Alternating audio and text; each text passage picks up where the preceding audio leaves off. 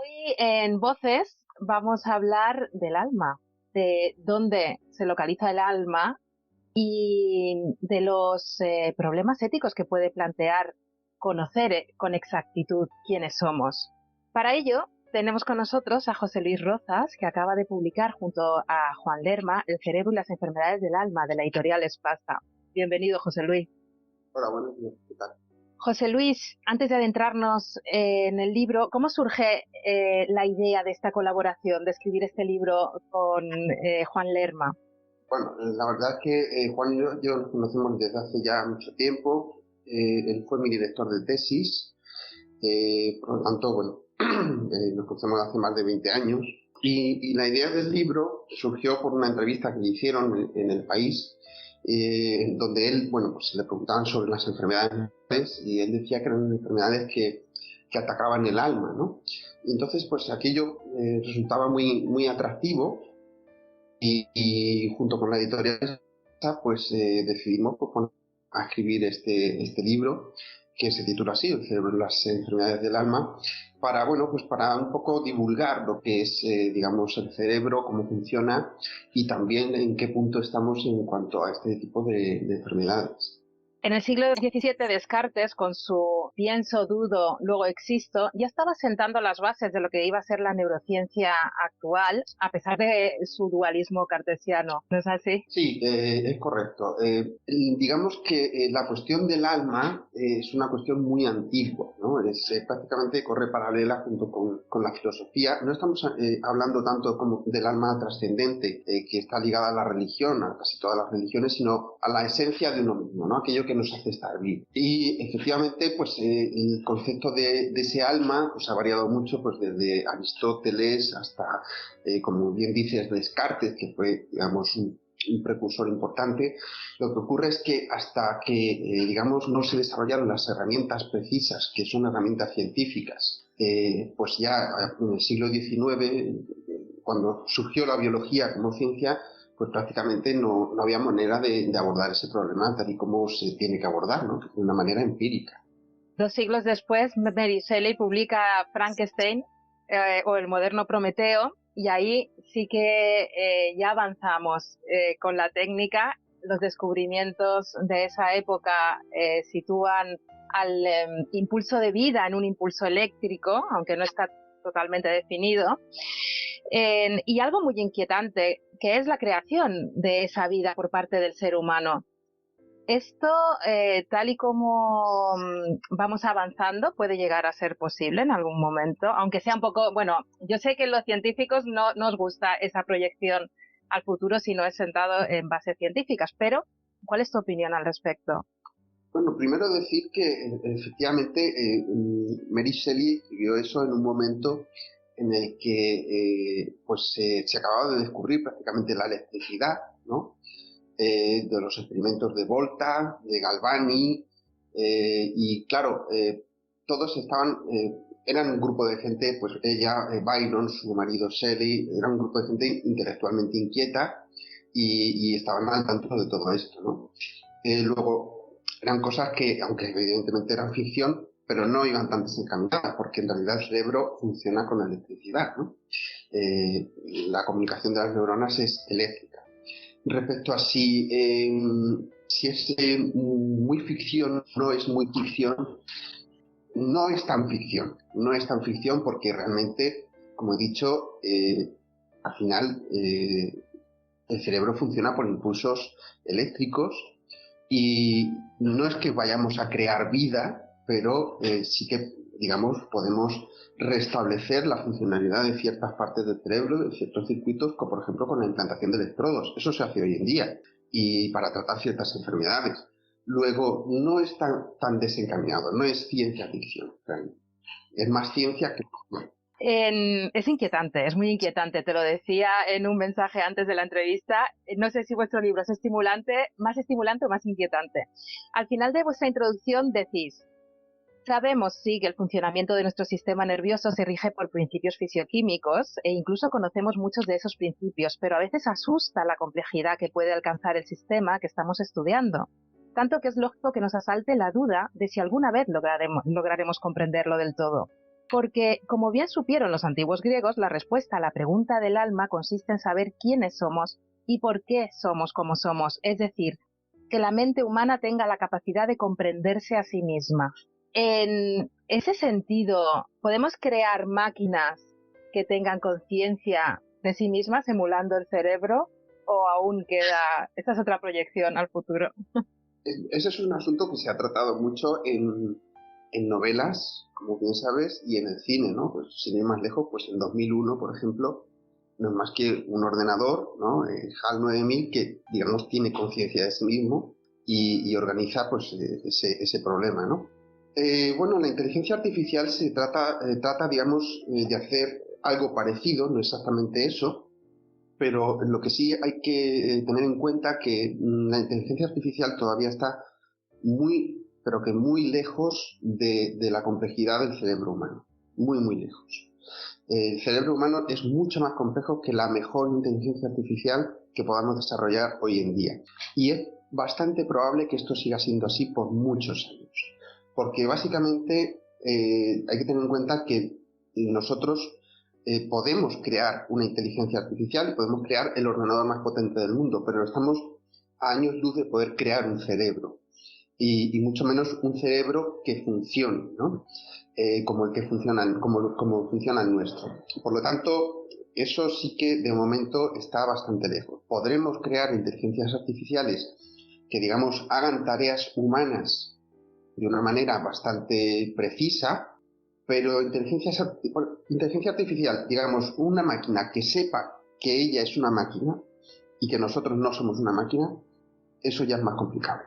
Plantea además todos los avances en neurociencia, como bien apuntáis en vuestro libro, a modo de conclusión, plantean dilemas éticos que no se abordan nunca a tiempo. ¿Qué nos pasa? Llegamos siempre tarde. Sí, a ver, a veces llegamos tarde y a veces lo que pasa es que nos puede un poco el miedo, ¿no? El miedo el miedo casi siempre es el miedo a lo desconocido, en realidad. Porque lo que hace el conocimiento es desterrar el miedo. Efectivamente, hay que afrontar diversos dilemas éticos, como decimos en la parte final del libro. Uno de ellos, pues, por ejemplo, es la manipulación genética, ¿no? La manipulación genética en humanos, se entiende. Claro, eso hay que, antes de abordar ese asunto desde el punto de vista práctico, hay que marcar una serie de límites, lógicamente, y tener muy claro qué es lo que se puede hacer y qué es lo que no se puede hacer. Igualmente, en cuanto al cerebro, digamos, hay que marcar otra serie de límites, porque estamos ya en el punto en el que vamos a poder desarrollar herramientas para empezar a dilucidar lo que piensa una persona. Entonces, utilizar esas herramientas a discreción, sin ningún tipo de límite, evidentemente, eso es lo que no queremos, ¿no? Lo que ocurre dentro de nuestra cabeza debe ser lo más privado del mundo. Debe ser, eso es sagrado. Entonces, digamos, eso hay que abordarlo, digamos, ya mismo, porque si no, efectivamente, como tú dices, pues nos va a pillar el toro, como se suele decir, y alguien, si no lo está haciendo ya, empezará a pensar en este tipo de herramientas como, digamos, una utilidad que no es la que, digamos, los científicos tienen en mente. Nunca llegamos a tiempo a los problemas éticos. Apuntáis en un momento dado en cuanto a la publicidad y decís una frase que es muy interesante. Decís, la publicidad utiliza la facilitación de ciertos conceptos en forma de recuerdos. Vuelvo a utilizar la misma palabra, es muy inquietante y no somos conscientes, dos palabras que están muy presentes en vuestro libro. Sí, esto la publicidad hace mucho ya que lo hace realmente, y se llama así, se llama facilitación, priming en inglés, y se basa básicamente en, digamos, bombardearnos un poquito con ciertas ideas, porque nuestra mente está funcionando siempre, incluso cuando no somos conscientes. De forma que esto se intentó en los años 60 con lo de los mensajes subliminales, cuando se ponía publicidad o se hacían experimentos de publicidad en una proyección de cine, cosas así, que tampoco resultaron tan bien, ¿no? No funciona así la cosa, ¿no? Pero sí, efectivamente, La publicidad esto lo hace constantemente. Si nosotros, para eso, si eso no fuera así, por ejemplo, no existirían las vallas publicitarias, porque las vallas publicitarias, ¿qué son? Pues son carteles que en general la gente no mira, pero sí mira. Es decir, digamos, le echa un vistazo y eso queda guardado en algún punto de nuestro hipocampo, de nuestra corteza cerebral, y luego, al final, no sabemos muy bien por qué, pues lo vamos recuperando, ¿no? Entonces, la publicidad eso lo utiliza y se basa en eso desde hace mucho, o sea que ahí no estamos a salvo. Realmente las cosas funcionan así y bueno, tampoco podemos poner un límite a esas cuestiones, ¿no? Cuando hablamos, está ligado a esto, pero cuando hablamos de enfermedades del alma, como vosotros bien lo planteáis en el cerebro y las enfermedades del alma, precisamente, decís que pueden ser provocadas por estímulos externos. Entonces, y no estamos protegidos. Puede ser un hecho en un momento dado, la muerte de alguien al que amamos o alguna situación. Actualmente, pues bueno, estamos inmersos aún en una pandemia desde hace 2 años que ha aumentado, al parecer, y según dicen los expertos, las enfermedades como la depresión, la ansiedad, los TOCs, ¿no? Esas compulsiones. ¿Qué protección podemos llegar a tener? ¿O venimos ya con una protección dependiendo de nuestro contexto emocional inicial? ¿Esto cómo funciona? Es cierto que hay personas que están más predispuestas que otras, ¿vale? Y eso es cuestión de su genética. Hay personas que están predispuestas a padecer una depresión, hay personas que están predispuestas a padecer esquizofrenia, lo cual no quiere decir que la vayan a desarrollar, ¿vale? Pero sí que tienen mayor probabilidad. Y hay personas, por ejemplo, que están predispuestas a padecer adicciones, que es otro trastorno más, es una enfermedad. Otras personas, pues digamos, tienen menos probabilidades por su contexto genético.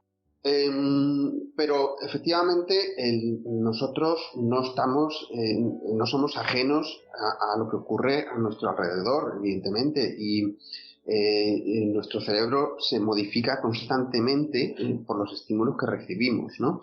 Si estos estímulos son negativos, pues por ejemplo, como tú dices, la muerte de un familiar, o este contexto que estamos viviendo de pandemia tan prolongado que ya llevamos 2 años, la guerra que está sucediendo ahora en Ucrania, pero que sigue sucediendo en muchas partes del mundo, aunque no salga por la televisión, pues esto evidentemente digamos que es un factor importante, ¿no? Igualmente que, por ejemplo, el abuso de sustancias, de drogas, también puede desencadenar pues, la aparición de una esquizofrenia en una persona que en principio pues, no tenía por qué padecerla, ¿no?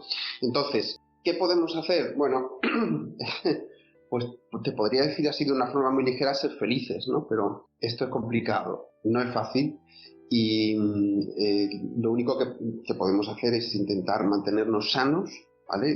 Digamos, porque lo que le viene bien al organismo le viene bien al cerebro, que es parte de ese organismo, y en la medida de lo posible, pues intentar, digamos, tener una mente equilibrada en la medida de lo posible. Entrenada. Sí, digamos, realista, sobre todo, apegada a la realidad. Cuando hablamos de la felicidad, uno de los grandes enemigos de la felicidad es el miedo. Y en un momento dado habláis de que ya se han realizado experimentos en ratones para inculcar esa emoción. Vuelvo a utilizar la palabra inquietante porque es que no se me ocurre otra que vaya mejor. Bueno, son ratones de momento solo, ¿vale? Sí, se puede, digamos, ha habido experimentos y contamos alguno en el libro en el que efectivamente se le puede despertar la emoción del miedo al ratón sin estímulo externo, simplemente con estimular las neuronas que son responsables de esa emoción. Por eso te decía antes que, digamos, tenemos que establecer ciertas barreras, bueno, no ciertas barreras, ciertas fronteras de antemano que, digamos, no estemos dispuestos a cruzar, porque esto ya se hace y básicamente la dificultad de hacerlo en humanos sería una dificultad meramente técnica, no una dificultad teórica, porque realmente las herramientas ya están, ya están diseñadas, ya se pueden utilizar, con lo cual efectivamente, yo no lo tildaría de inquietante, porque, como digo, el conocimiento destierra el miedo, pero lo que sí que tenemos que tener claro es que la ciencia tiene que ser un paso hacia adelante, no un paso hacia el lado ni un paso hacia atrás. Entonces, bueno, eso es lo que hay que tener en cuenta, ¿no? Habláis de una técnica, la optogenética, que es francamente fascinante. Sí, Danos algunas pinceladas sobre ella.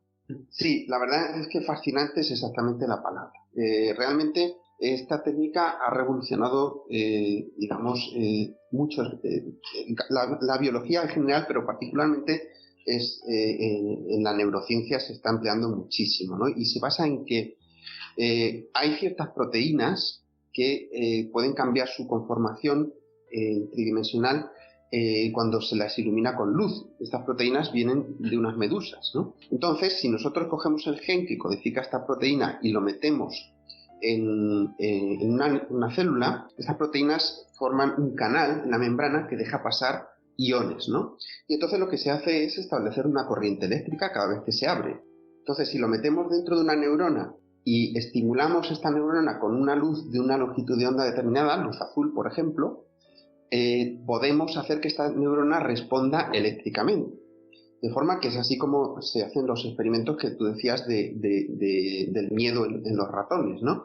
Digamos que se introduce estos genes en determinadas neuronas de la amígdala de estos ratones y con una fibra óptica muy fina se le implanta en el cerebro, se le iluminan estas células a placer y esto hace que estas células respondan cuando nosotros queramos, ¿no? De forma que esto puede sustituir un poco a los electrodos, que son más burdos, digamos, que estimulan todo el campo y estimulan solo las neuronas que nosotros queremos, que son aquellas en las que hemos introducido ese gen, ¿no?